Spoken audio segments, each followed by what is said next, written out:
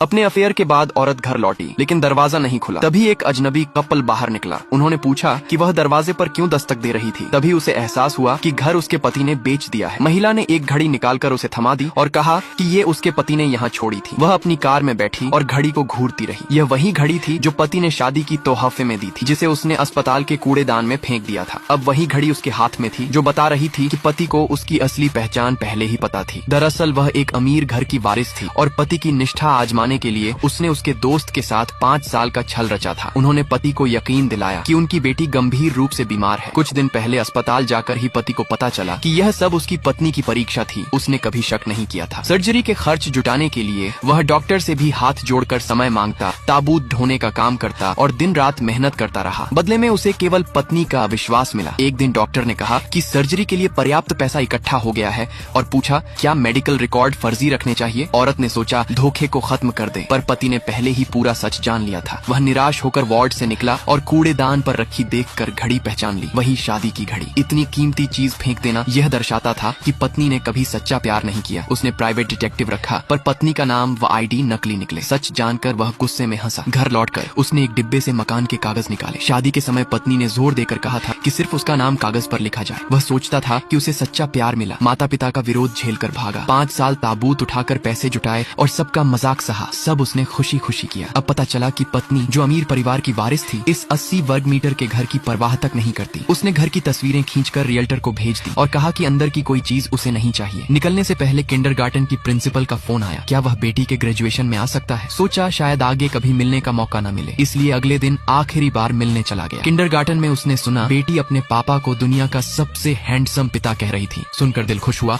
और वह भाग कर मिला, पर वह सिर्फ तमाशा बन चुका था। दोस्त आते ही बेटी ने उसका हाथ खींचकर दोस्त की बाह में जा गिरा और कहा उसे नहीं जानती। हंगामा सुनकर 2 अभिभावक आए और बेवजह उस पर इल्जाम लगाने लगे। मानव तस्कर, चोर। तलाशी की मांग हुई। दोस्त ने कहा वह ताबूत ढोने वाला है और लोग उससे दूरी बनाए। इस तरह वह सबकी नजर में अशुभ हो गया। बेटी ने उस पर कैंची फेंकी, जिससे उसकी बाह में कट लग गई। औरत आई और दूसरे माता पिता से कहकर उसे नौकरानी के रिश्तेदार पागल बता दिया। फिर उसने उसे किंडरगार्टन के गेट तक खींचा और बिना अनुमति आने के कारण पूछा। आदमी समझाने लगा, पर पत्नी के थप्पड़ ने उसकी बात रोक दी।